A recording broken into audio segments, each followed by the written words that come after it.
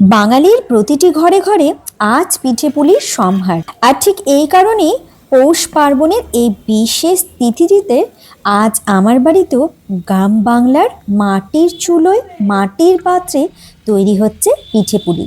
এখানে তোমরা দেখতেই পাচ্ছ গরম গরম ফুলকো ফুলকো তৈরি হয়ে গেছে ভীষণ লোভনীয় তেলে ভাজা মালপোয়া।